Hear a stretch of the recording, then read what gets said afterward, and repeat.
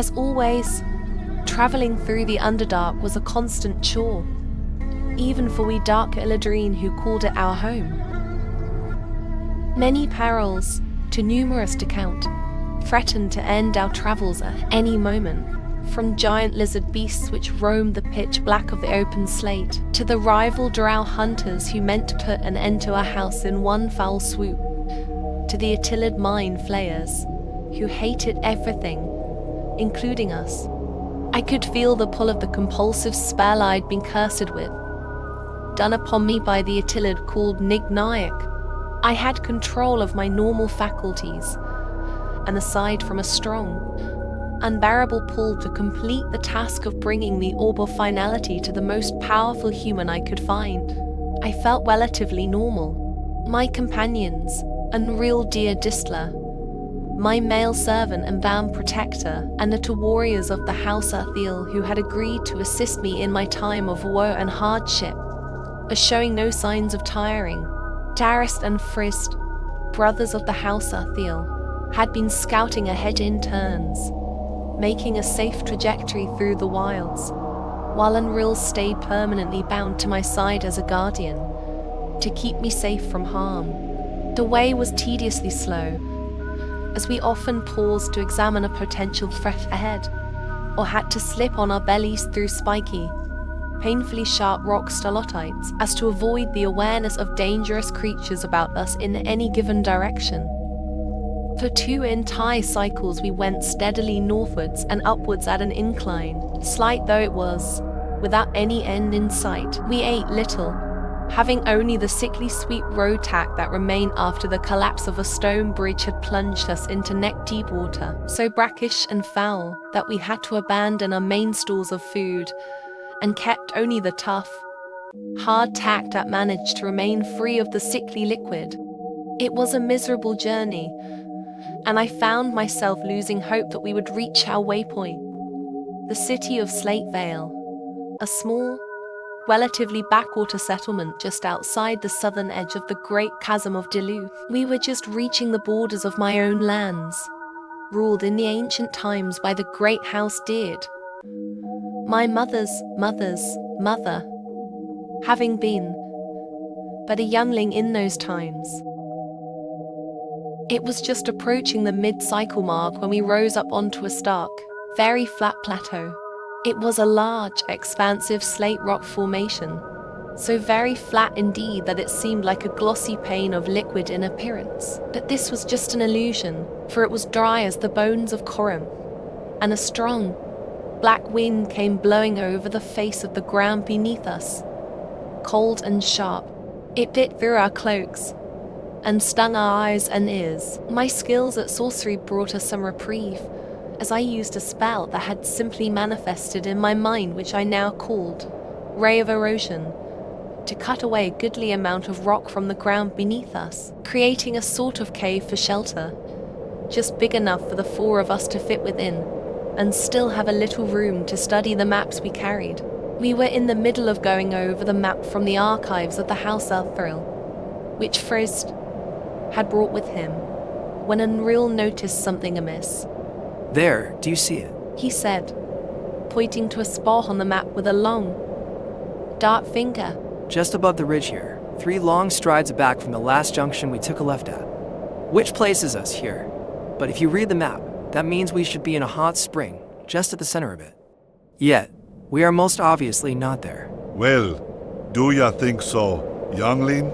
Said Drast, with an air of facetiousness. Why don't we focus on something that we don't have the answers to? Unreal, like which of these is true?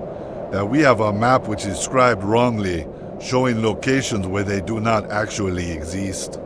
Or that we have made an error in our calculations of where, exactly, we are on the map which is just fine and correct. Drast, I am sure we have made the proper course corrections. I was meticulous about it, without a shadow of doubt.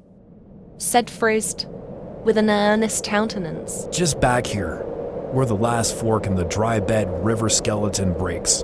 See, here. That's the point we have to reach once again, and it may take us back a ways. but I am certain that it is a pure location without any chance of error. I thought you just said you were meticulous with the map, Friest. Did I not just hear you say that? Did you to hear him say that?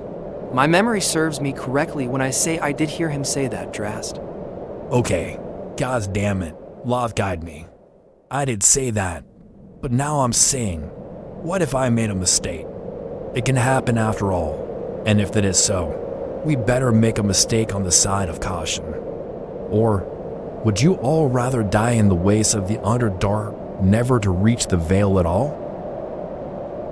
That is not going to happen, my friends, I said then, in an attempt to calm the scene back down.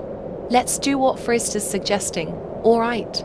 It's that simple. It's only a few takes in the wrong direction, and once there, I see by the map here, if you look, that there is another route which will take us to the Veil in half the time. And I motioned to a chute on the map nobody had seemed to see before.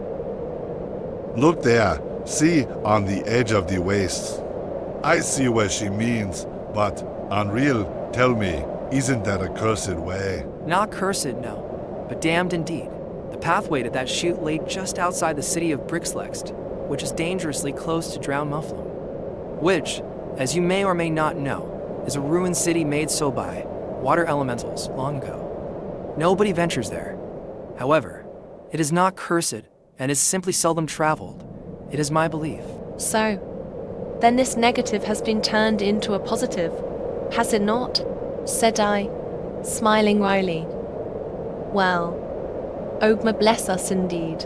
Thank you, O Lord of Knowledge, that you have bestowed upon us this new path. Drast cocked his head. If I am not mistaken, isn't Ogma a human god, worshipped by mages of their ilk? Yes, that is so, generally, but Loth has forsaken me, and did so long ago. So I turned to another god, one I was blessed by in a dream, and it was the human's god, Ogma, god of knowledge and wisdom. It matters not which gods the Drowist prefers to worship, does it? Let's take advantage of this alcove Lady Shalissa has made for us to rest a few ticks, then be about our way. Enough with the talking and fooling. And that is what we then did. The rest was needed, and I for my part felt much better after a reverie.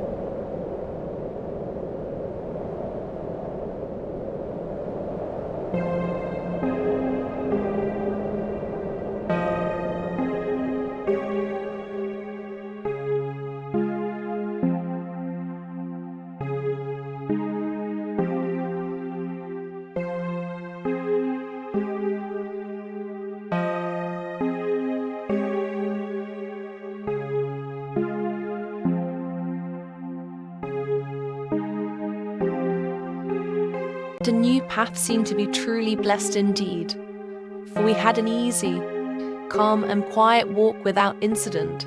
The area of the Upper Dark, as the highest level of the Underdark was called, that we were in was relatively safe, and I found myself preoccupied with the matter of the spell that was assailing my mind.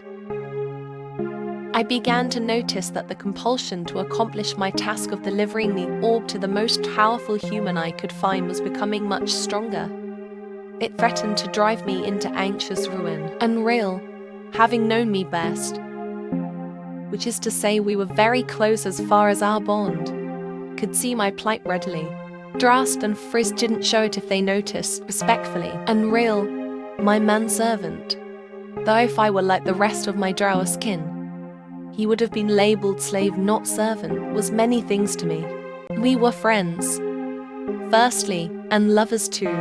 If I felt the need to release tension, all I had to do was snap my fingers and Unreal would immediately satisfy my sexual desires with prowess and skillfulness that I had known no rival for as of yet. He knew just what I liked and didn't like, and suffice it to say, he left me in a sweaty, slake and slippery mess, slumped over on the floor, spent, on many occasions. More than that, Unreal was my personal bodyguard, scout, guide, butler, and anything else I could ever have asked in a servant.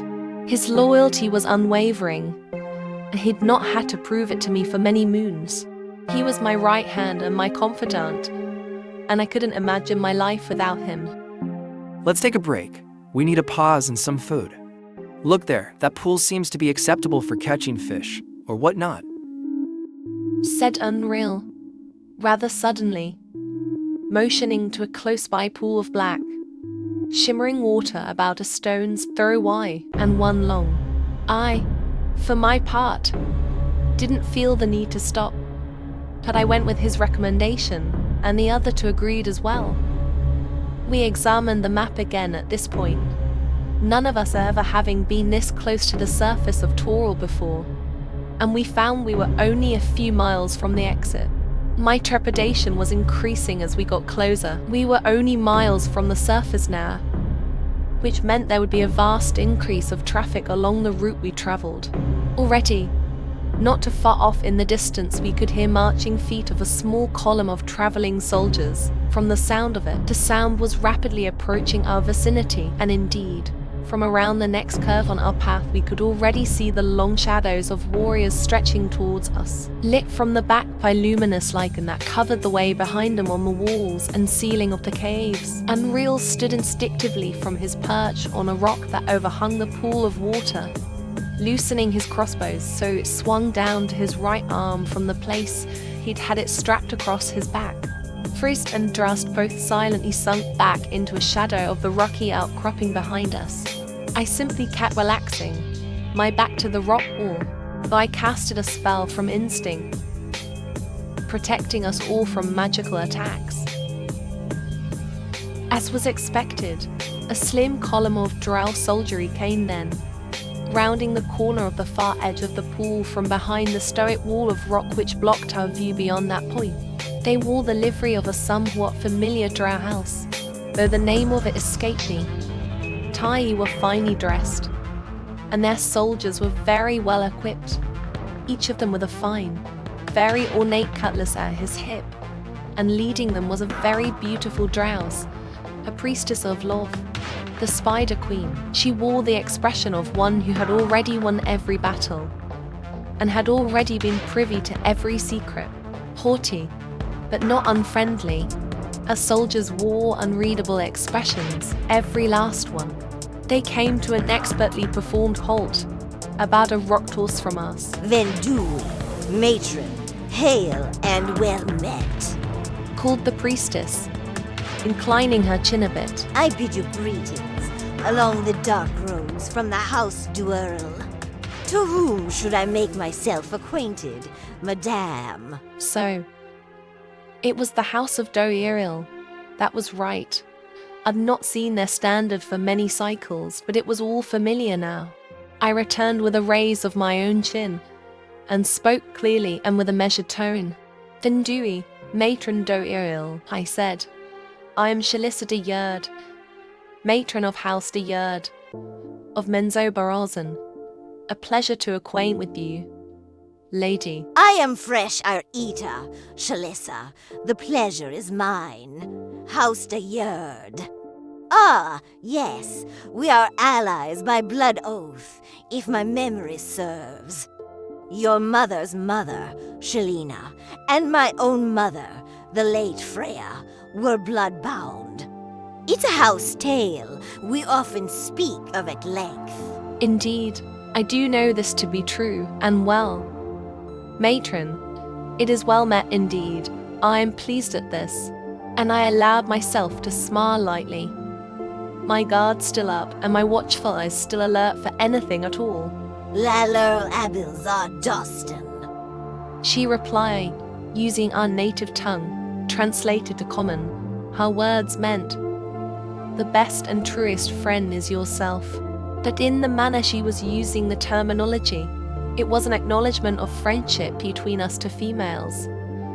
And that is how I took it. El Harrison Janil Alal, said I, smiling again, which meant matrons know best in a literal sense. But again, the vernacular I was using altered the meaning to be, we are akin and of the same mind. Matron Doeril seemed very pleased at my manners and confidence. Well then, Shalissa, What brings you and your slave males so far from your city without a body of escort or guard to speak of? The question was expected, and completely within the realm of polite curiosity. No danger or threat there. I took a breath, then answered her with, that is quite a tale, matron, and I haven't the time to tell it all in one sitting. However, suffice it to say, the mind flayers have caused the current paradigm for me, and I'm not happy about it. She wrinkled her nose in disgust at the mention of the mind flayers, frowning deeply. I see. Well, isn't that something? For my troops here and I are on a task to track down one of these abominations of existence, to kill it without delay or mercy of any sort. And there is more as well. Is that so, priestess? Of what? Pray tell. Can you tell me? I am very interested. I would also wish to assist if you can find a way to include my efforts. I can tell you this, Shalissa. My reports from my own trusted spies have been of a dark and unnerving variety of late. And not in the way we like, Lady de Yerds, but dark and empty indeed. For I am told that a certain Attilid, by the title Nignayak, has bestowed one of our kind with an item of such arcane power that it is unstable and dangerous to the worst degree. I was treading into dangerous territory myself. I thought silently. Then I said, of what degree could it be that we have dispatched the priestess of Loth and a cadre of roughly 20 fine warriors to track this whoreson down, and then assassinate it? This is a very dangerous task in its own right. It is 25 warriors, and not only are they fine, but they are the Aphrodari. Need I speak more about it? No, priestess. You needn't, and I am impressed to my fullest capability. This is something I have never been witness to in all my cycles. And so you shan't ever again, I do declare, Lady de Yerd. For it will never occur again. Of this I promise you. To answer you, however, Lady, the degree of danger the item represents, and indeed presents, is that of a final nature.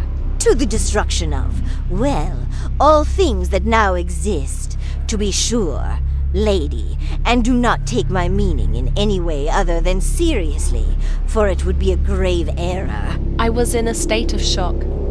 To attempt to try and explain it was, and is, not possible. For, upon knowing in my heart that I was not only in possession of this item, but also knowing that my servants would very immediately die, to protect not just me, but the item itself from any unknown fate, or indeed harm, to be sure, was something of a conundrum, which made me almost laugh aloud at the idea. For conundrum was the most improper title of this immeasurable dilemma. The fate of everything and anything at all was in my very grasp, and it was only known to myself and the 3 other beings, who I then began to pity, for the outcome of this could hardly end any other way but in ruin and doom. And then, couple the already known fate of this tale with the fact that I was spellbound, in a literal and figurative meaning both, to keep the existence of it from knowledge of anyone at all, especially not a priestess of love. For the Spider Queen must and never against all understandings, and in a paradoxical way now too, ever become aware of it. For that would be somehow, though before this realization I hadn't even fathomed it possible to become more horrible than it was. But imagining that the Spider Queen were to actually make use of the orb, I couldn't even begin to wrap my head around the horror that would become so final then. But it wasn't even something I could bring myself to continue thinking of. As the visions it brought to my mind threatened to make me vomit. Are you well, Shalissa? You have grown very brackish. I did my best to appear well enough to play it off as having no food left to eat. My lady, please, let me help you. Said Unreal then, putting his steady, slender and strong hand on my waist. A twinge of sexual allure shuddered through my quim very briefly. "Ah, thank you, Unreal," said I, making an overblown show of having to lean on him for balance, much to the evident concern of the priestess. She grinned. You have very attentive slaves, lady, much to my surprise, for I've heard you have a lenient way with your manservants. I grinned, nodding.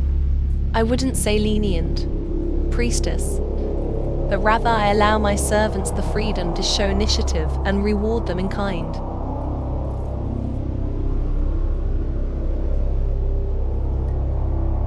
Well, no matter, my friend, you are not without friends, I hope you know. Long have been spoken the rumors of your unorthodox nature, and your dreams of fancy. One would have to be cut off from the underdark completely to miss the rumors of your house and its decline into madness. Ha! And she laughed, a decidedly unattractive sound to my ears. Now, I digress, Lady Deard, for I am on a time-sensitive mission, of course, so I will do my duty and ask of you a few things. Then I'll be moving on. Of course, priestess. Of what can I be any assistance? Please ask me anything you need to. I will answer with any and all of my ability. If there is help to be given by me, I will give it. All right, Shalissa. The first question I pose to you is this. Have you recently, say, within the past 3 cycles or so, come into contact with any mind flayers? I know you mentioned they were responsible for your current plight, but you didn't say how or why. The alarm bells were ringing loudly in my mind then, suddenly causing me to snap into focus just exactly what was being asked of me. I couldn't very well tell the truth about my predicament, and even if I'd wanted to, the spell was preventing me from speaking about it, the orb itself, or anything having to do with the Attilids. I quickly replied with a very short and resounding, "No, priestess, I haven't come across anything to do with them since just about 5 cycles ago, when they enthralled almost all of my escort party and barely made it possible for me to escape with my life. If it hadn't been for my manslave, Unreal, I wouldn't be here to tell you now of my tale." I see, and forgive me for asking this, Lady Deard, but can you tell me if you have heard or seen any signs of an item of magical containment, a box made of bat bones and with a dewormer of nauseous energy wafting from its make? Oh my, no, I haven't heard tell or seen any sign of such a thing, priestess.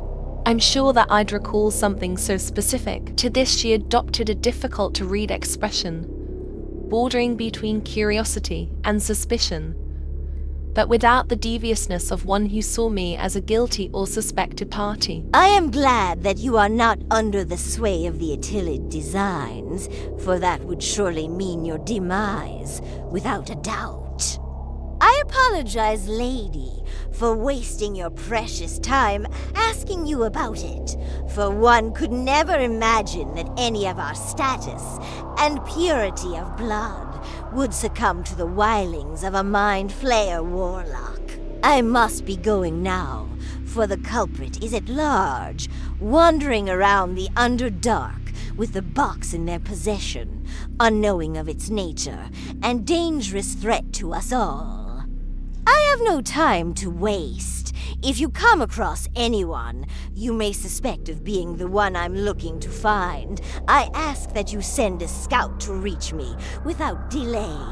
Lady, in a cycle's time I shall be arriving at Cloakerhaven, so you can find me there, and a good scout won't even have to find me at all, for I'll be expecting them at all times. Very well, priestess, said I, nodding again. I won't hold you up any longer, and may the Spider Queen protect you and bring harm to your rivals, madame. I bid you, Alluve. Alluve, Shalissa. Until we meet next, Alluve. And with that, she called to her men, a sharp whistle and a sign of her hand to motion they march at full haste. Within moments they were gone, the last of their unison footfalls echoing from the walls of the spacious caverns, fading into silent omnipresence once again. There was no doubt that I had just dodged a proverbial cannonball. The tension within me coiled tight, but lessening a bit now that the priestess was gone. I gave the order to break camp and make haste away from there. No bothering to allow for any advice or protest. I gave the order and my servants made it happen. And we sped off at a fast pace towards the surface urgently. The desire for me to fulfill the compulsion within my mind and heart was overwhelming now, and I longed to be free of the spell. I did not know just how I was to accomplish this, for I knew nothing of the ways of the surface folk. But I had faith that I would be able to figure it out once I broke free of the subterranean confines that had held me back my whole life. Without another thought about it, I went on, excited to feel the surface winds on my skin for the first time, and smell the scent of the ocean which I'd heard and imagined so much about. Daydreams of fancy began to swirl in my mind, and the last leg of the journey suddenly became the most pleasant of all.